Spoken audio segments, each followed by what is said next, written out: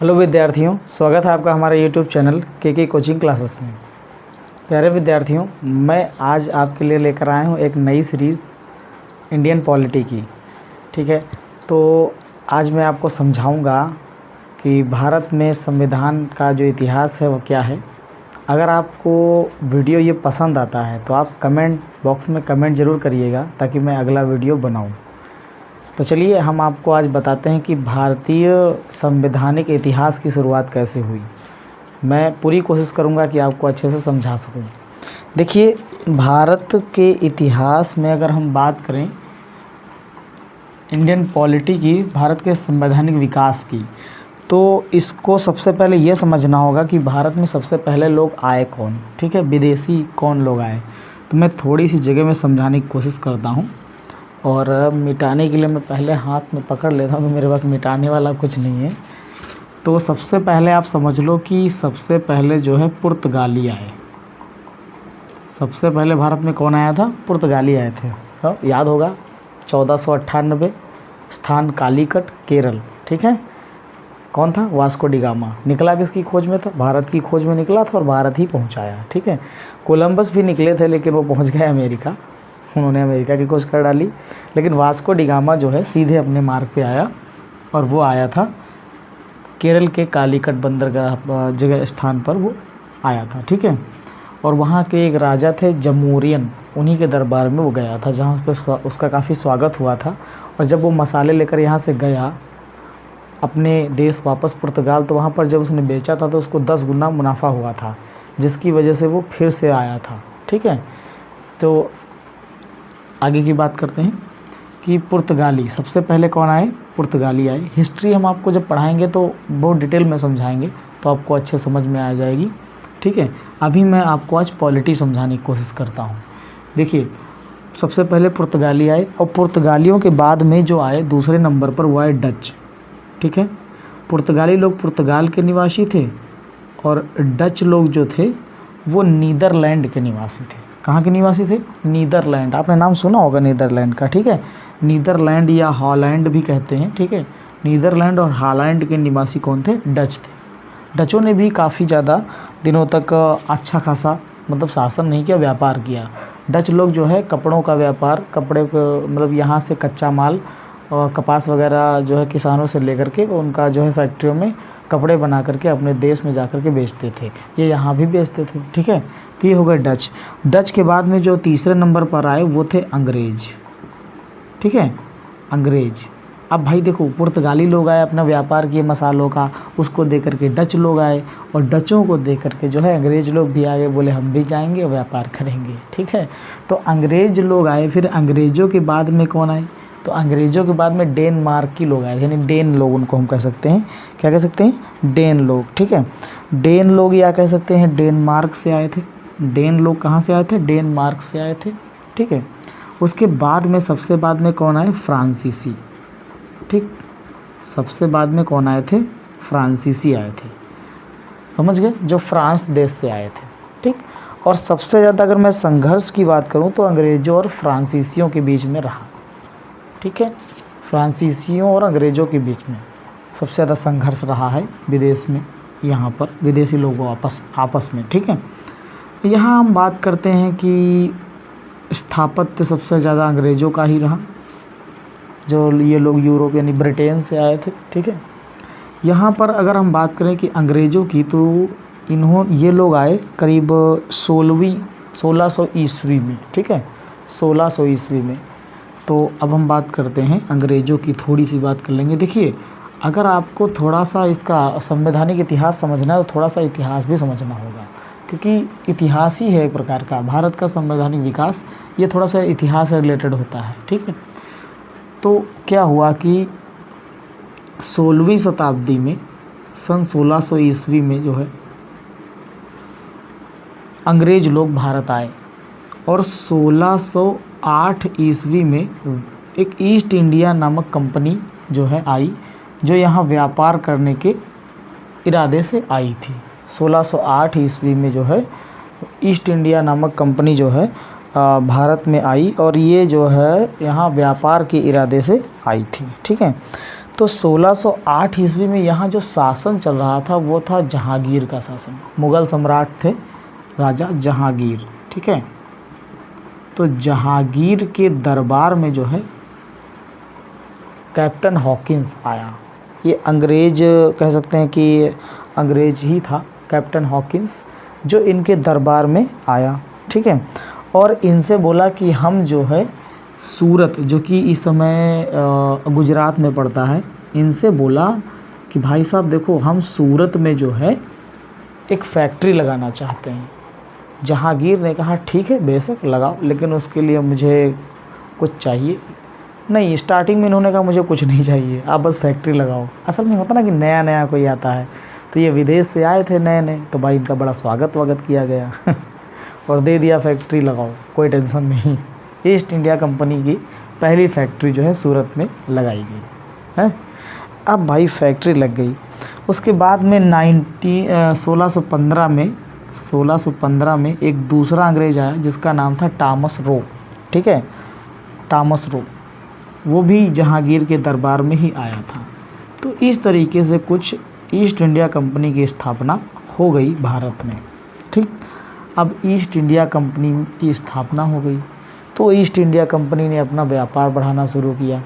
इन्होंने धीरे धीरे व्यापार बढ़ाया और व्यापार बढ़ाने के बाद में धीरे धीरे ये लोग क्या करने लगे कि अपनी फैक्ट्री की जो सीमा है, बाउंड्री, वो बढ़ाने लगे। धीरे धीरे फैक्ट्री की बाउंड्री बढ़ाई, फिर पूरा पूरा गांव कब्जा कर लिया जहाँ पर वो फैक्ट्री थी। और फिर धीरे धीरे इन्होंने क्या किया कि शासन व्यवस्था भी देखने लगे और एक बड़ी सेना भी रखने लगे। अब हालांकि राजाओं ने कहा कि भाई अब सेना क्यों रख रहे हैं, लेकिन उनके रोकने से अब क्या होता है।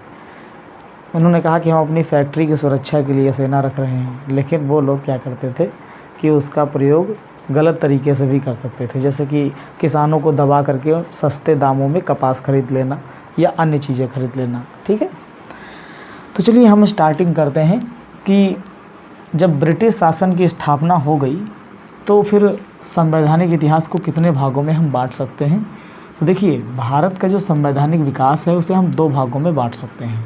सबसे पहला ईस्ट इंडिया कंपनी का शासन, ठीक है, या यूँ कहें ईस्ट इंडिया कंपनी के शासन में जो संवैधानिक सुधार हुए वो, ठीक। और फिर ब्रिटिश क्राउन का शासन, यानी कि ब्रिटिश क्राउन के शासन में जो संवैधानिक सुधार हुए उनको हम देखेंगे, ठीक। ब्रिटिश क्राउन कब हुआ तो मैं बता दूं कि बेटा यहाँ से देखिए कि 16वीं शताब्दी से, या मान लो 1773, ठीक है, 1773 से 1858 तक, ठीक है, 1773 से 1858 तक, जब से ये रेगुलेटिंग एक्ट आया तब से 1858 तक जो है ईस्ट इंडिया कंपनी का शासन माना जाता है। और फिर 1858 से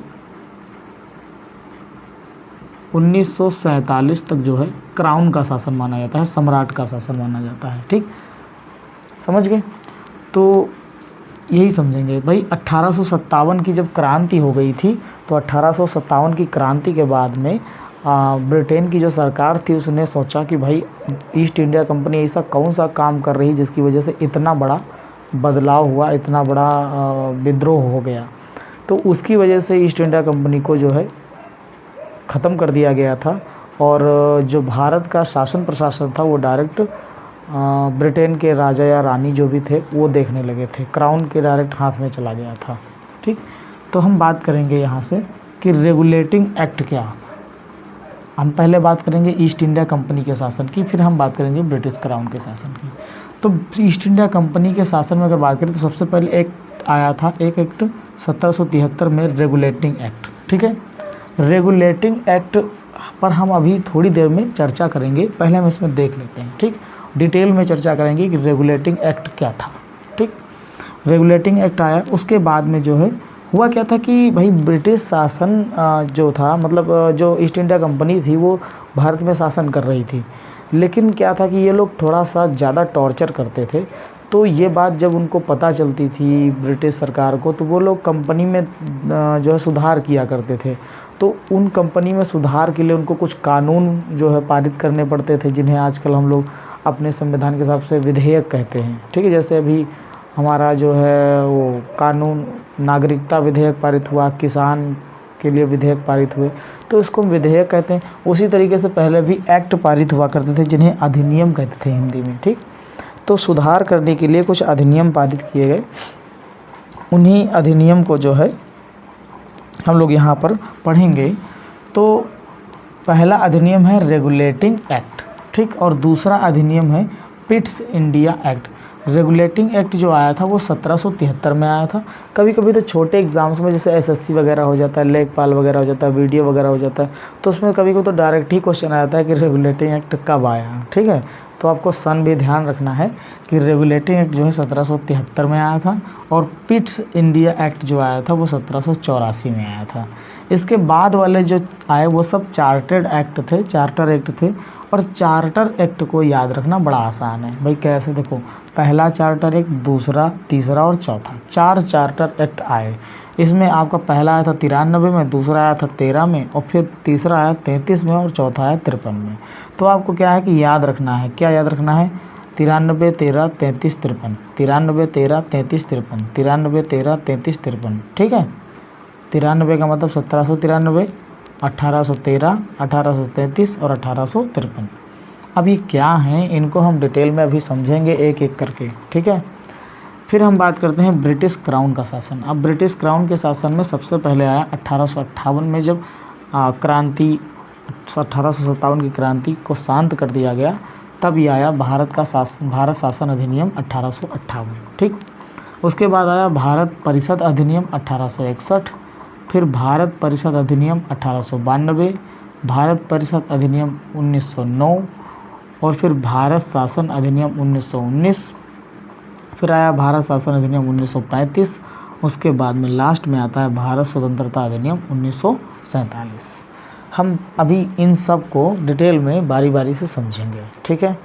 अभी इसको मैं मिटाता हूँ और आपको समझाता हूँ कि रेगुलेटिंग एक्ट क्या था और उसमें क्या क्या चीज़ें ईस्ट इंडिया कंपनी में सुधार करी गई। आज हम लोग सिर्फ ईस्ट इंडिया कंपनी के शासन पर ही चर्चा करेंगे और कल के वीडियो हम लोग ब्रिटिश क्राउन के शासन पर चर्चा करेंगे, ठीक है। संवैधानिक सुधार पर चर्चा करेंगे कि ब्रिटिश क्राउन के अंतर्गत क्या क्या संवैधानिक सुधार हुए। तो चलिए हम आपको डिटेल में समझाते हैं कि रेगुलेटिंग एक्ट में क्या क्या हुआ, ठीक। अब मैं इसको रफ कर देता हूँ और हम चलेंगे रेगुलेटिंग एक्ट की तरफ, ठीक। ये मैं मिटा देता हूँ।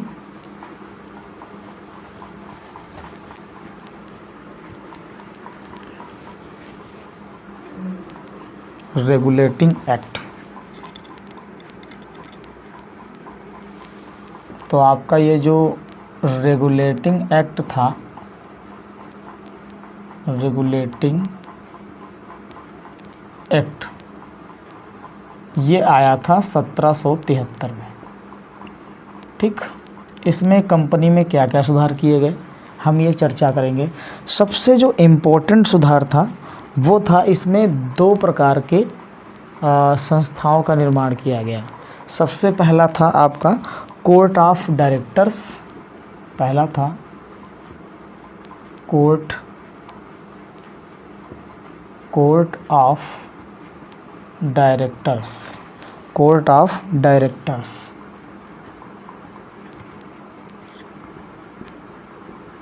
कोर्ट ऑफ डायरेक्टर्स जिसे हम लोग कह सकते हैं निदेशक मंडल। क्या कह सकते हैं? निदेशक मंडल, ठीक है। कोर्ट ऑफ डायरेक्टर्स, और जिसे हम हिंदी में कहते हैं निदेशक मंडल।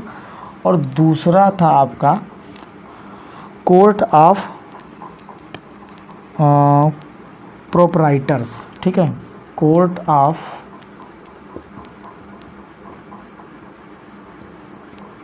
Proprietors, court of proprietors.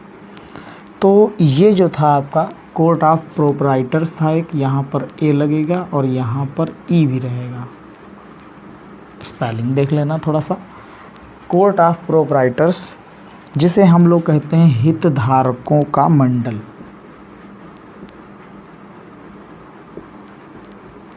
हितधारकों का मंडल। ये 2 संस्थाओं का निर्माण किया गया, सबसे पहला जो इम्पोर्टेंट है, ठीक है, रेगुलेटिंग एक्ट में। उसके बाद में ये किया क्यों गया? बस वही कंपनी पर नियंत्रण रखने के लिए, और कुछ, ठीक है। इसके बाद में हम बात करें जो दूसरा पॉइंट हमारा इम्पोर्टेंट, ये पहला पॉइंट इम्पोर्टेंट है, दूसरा पॉइंट जो हो जाता है कि इस एक्ट के तहत जो बंगाल का गवर्नर जनरल था, ठीक है, कौन, बंगाल का जो गवर्नर था, बंगाल के गवर्नर को जो है गवर्नर जनरल कहा जाने लगा। क्या कहा जाने लगा? गवर्नर जनरल, ठीक है। जो बंगाल के गवर्नर थे उनको गवर्नर जनरल कहा जाने लगा, ठीक। और जो है साथ में ही उनको एक शक्तियाँ प्रदान की गई। जैसे पहले क्या होता था कि हर एक प्रेसिडेंसी का गवर्नर अलग होता था। यहाँ पर क्या किया गया भाई, 3 ही प्रेसिडेंसी थी उस वक्त। कितनी थी? 3। पहली थी आपकी मद्रास, जिसे आजकल चेन्नई कहा जाता है,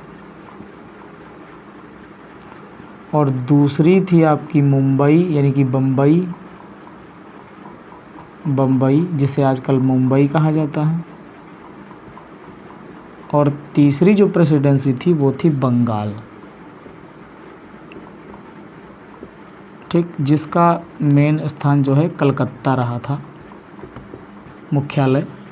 अब यहाँ पर जो है बंगाल प्रेसिडेंसी के जो हमारे गवर्नर थे, गवर्नर, ठीक है, बंगाल प्रेसिडेंसी के जो गवर्नर थे, गवर्नर मतलब डीएम लेवल का अधिकारी कह सकते हैं, या एक हिसाब से आजकल तो मुख्यमंत्री, ठीक है। काफ़ी ज़्यादा उसको शक्तियाँ प्रदान की गई थी। तो बंगाल के जो गवर्नर थे, सबसे पहली बात तो बंगाल के गवर्नर को क्या कहा गया? गवर्नर जनरल कहा गया, ठीक। तो मैं यहाँ पर गवर्नर जनरल लिख देता हूँ।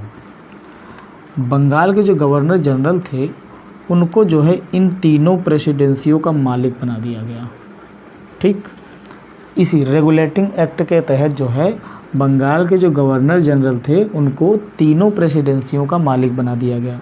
मतलब अभी तक वो जो है बंगाल प्रेसिडेंसी ही संभाल रहे थे, अब वो बम्बई, मद्रास और बंगाल तीनों ही प्रेसिडेंसियों को संभालेंगे, ठीक। और जो है इसको बता दें आपको कि ये जो थे सबसे पहले गवर्नर जनरल, ठीक है, भारत के सबसे पहले जो अंग्रेज गवर्नर जनरल थे वो वारेन हेस्टिंग्स थे। कौन थे? वारेन हेस्टिंग्स,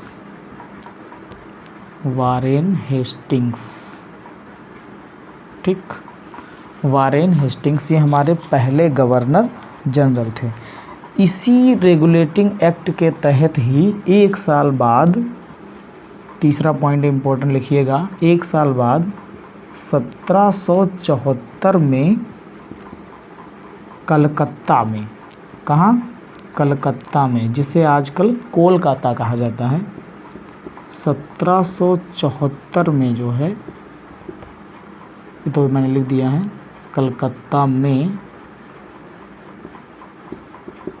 हाई कोर्ट की स्थापना करी गई। हाई कोर्ट, ठीक है, स्थापना, हाई कोर्ट की स्थापना करी गई रेगुलेटिंग एक्ट के तहत। ये भी इम्पोर्टेंट हो जाता है। और मैं बता दूं कि जो हाई कोर्ट के मुख्य न्यायाधीश थे फर्स्ट वाले, वो बने थे sir Elijah Impey, sir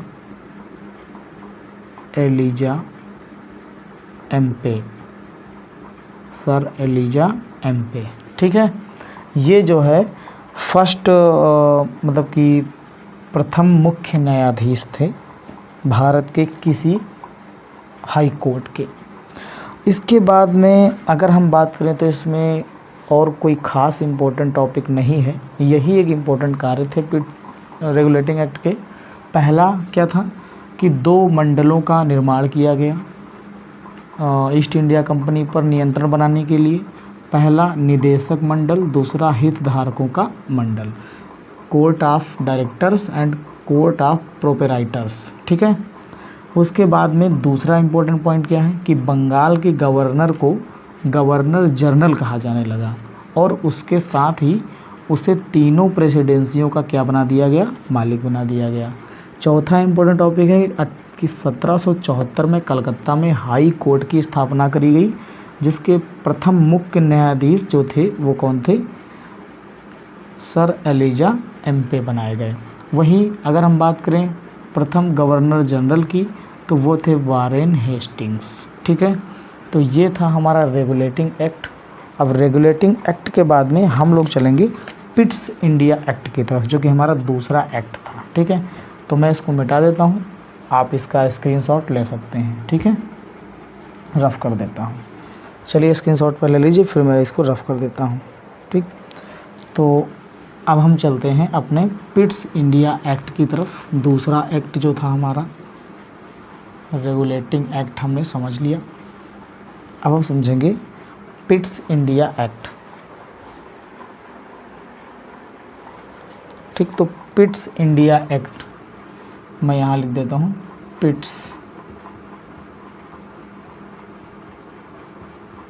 India act. ये जो आया ये 1784 में आया। कब आया था ये? 1784 में। ठीक है, यानी हाई कोर्ट की स्थापना हुई 1774 में, और उसके 10 साल के बाद आ गया पिट्स इंडिया एक्ट 84 में। ठीक, अब भाई साहब 1784 में आया तो उद्देश्य होगा कुछ चीज़ के आने का। तो पहला उद्देश्य ये था कि जो ईस्ट इंडिया कंपनी है, ठीक है, उसके व्यापारिक और प्रशासनिक शक्तियों तथा कार्यों को डिवाइड करो। इन्होंने कहा कि जो आप हैं अंग्रेजों, मतलब कि जो भारत, वही ब्रिटेन की संसद थी, ब्रिटेन की संसद, उसने कहा कंपनी से कि आप जो है अपने प्रशासनिक शक्तियों तथा कार्यों और अपने व्यापारिक शक्तियों तथा कार्यों को अलग अलग करिए। उन्होंने डिवाइड कर दिया। ठीक है, और ये एक्ट पहला एक्ट था जो भारत में ब्रिटेन की संसद की जो है स्थापत्य को पहले प्रदर्शित करता है। यही एक ऐसा एक्ट था जो प्रदर्शित करता है। मतलब इन्होंने साफ इस एक्ट में बता दिया कि कंपनी जो है स्वतंत्र नहीं है, कंपनी पर जो है ब्रिटेन की संसद का अधिकार है, वो जो चाहे उस पर कानून थोप सकती है। तो यही था पिट्स इंडिया एक्ट। इन्होंने कानून बना दिया है कि कंपनी, और कानून पिट्स इंडिया एक्ट के तहत क्या किया कि कंपनी के जो व्यापारिक तथा जो है व्यापारिक और प्रशासनिक, ठीक है, कंपनी के व्यापारिक तथा प्रशासनिक कार्यों व शक्तियों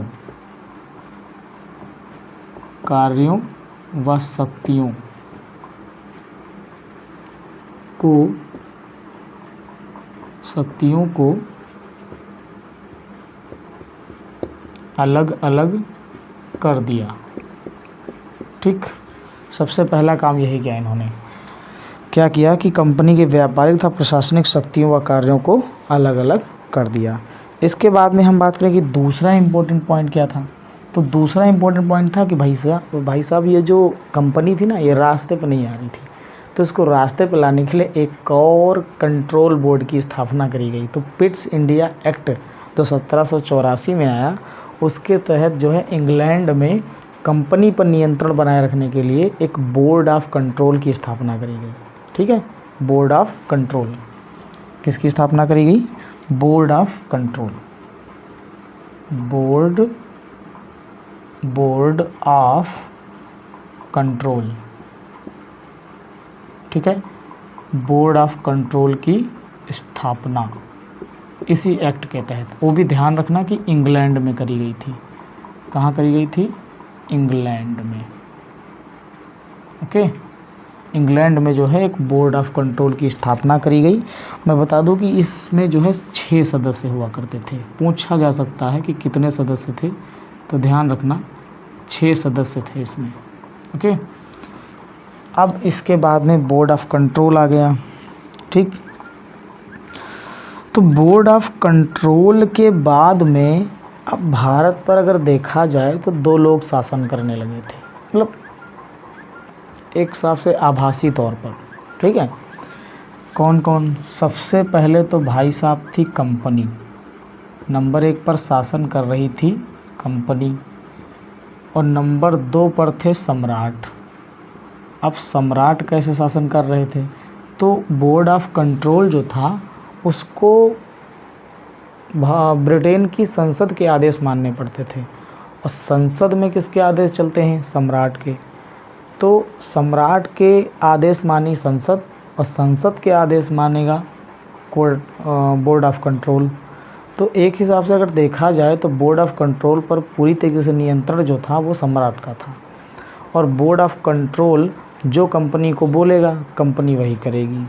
तो एक हिसाब से अगर देखा जाए तो सम्राट का भी शासन था किसके ज़रिए? बोर्ड ऑफ कंट्रोल के ज़रिए। ठीक, तो ये तो ऐसे ही मैंने बता दिया आपको।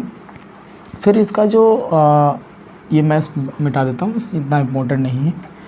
थर्ड जो इसका इम्पोर्टेंट पॉइंट है वो है कि हमने अभी पढ़ा था कि बंगाल के गवर्नर को गवर्नर जनरल कहा जाने लगा, और साथ में उसे जो है बंगाल और जो है मुंबई और साथ में मद्रास, तीनों प्रेसिडेंसियों का उसको मालिक बना दिया गया था, हमने समझा था। ठीक है, तो होता क्या था कि उसमें 4 सदस्य होते थे, 3 तो होते थे गवर्नर और एक होता था गवर्नर जनरल।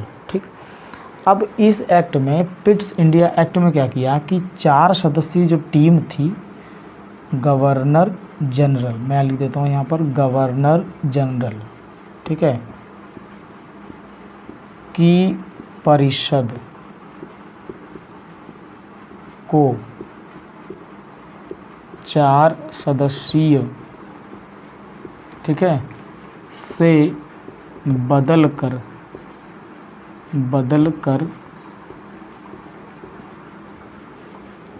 3 सदस्यीय कर दिया गया। ठीक है, क्या किया कि जो गवर्नर जनरल की परिषद थी उसमें पहले 4 सदस्य होते थे गवर्नर जनरल को मिला करके। अब क्या किया, पिट्स इंडिया एक्ट के तहत बोले कि 3 ही लोग रहोगे, 2 जनरल और 1 गवर्नर जनरल। ठीक, तो यहाँ से इन्होंने 3 ही कर दिए। साथ में जो है जो गवर्नर जनरल था उसे कुछ शक्तियाँ भी विशेष तौर से प्रदान करी गई, जैसे कि कह सकते हैं सैन्य संबंधित शक्तियाँ, ठीक है, राजस्व संबंधित शक्तियाँ, युद्ध से संबंधित शक्तियाँ, संधि की शक्तियाँ, ठीक है, इस तरह की कुछ उसको शक्तियाँ प्रदान करी गई थी। जैसे बता दूं, उसे जो है गवर्नर जनरल को सैन्य, युद्ध, संधि और जो है राजस्व आदि की शक्तियाँ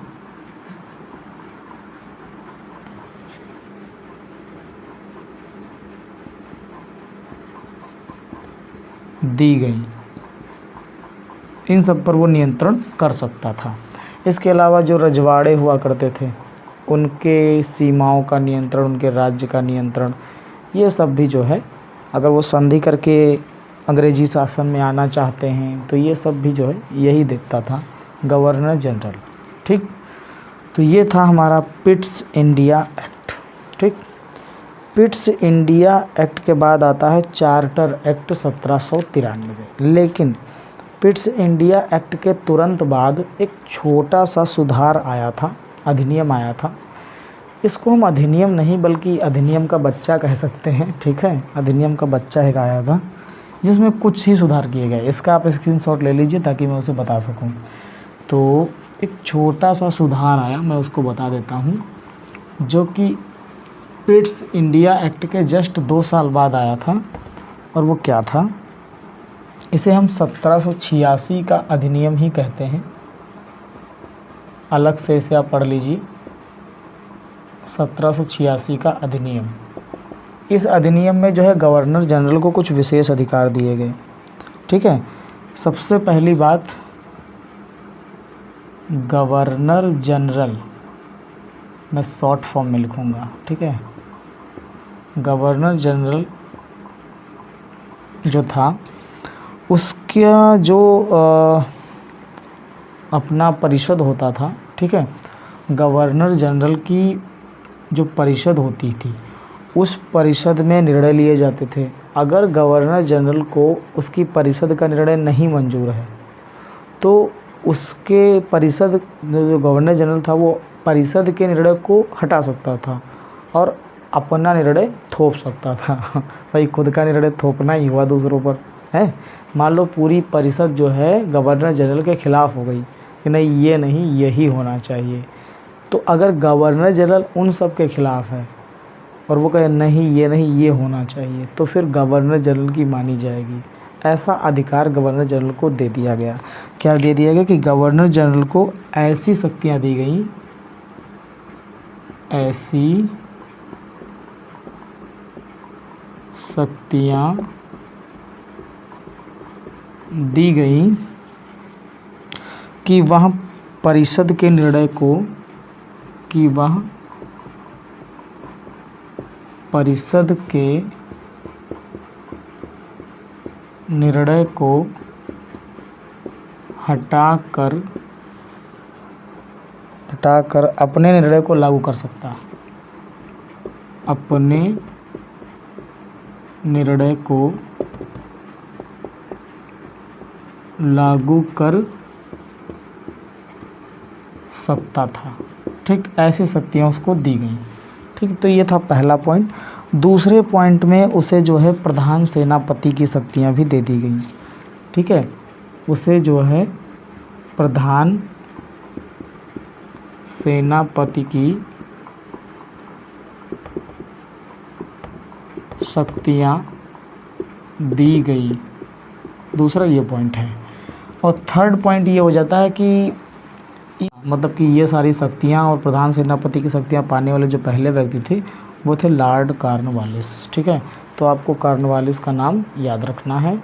ठीक, क्योंकि ये वो पहले व्यक्ति थे। पूछा जा सकता है कि ऐसे कौन से गवर्नर जनरल थे जिनको प्रधान सेनापति की शक्तियाँ और साथ ही साथ गवर्नर जनरल की सारी शक्तियाँ भी प्राप्त थीं, तो वो कौन थे? लॉर्ड कॉर्नवालिस थे। ये जो है आपका यूपीपीसीएस या यूपीएससी के प्रीलिम्स में क्वेश्चन इंपॉर्टेंट बन जाता है। ठीक।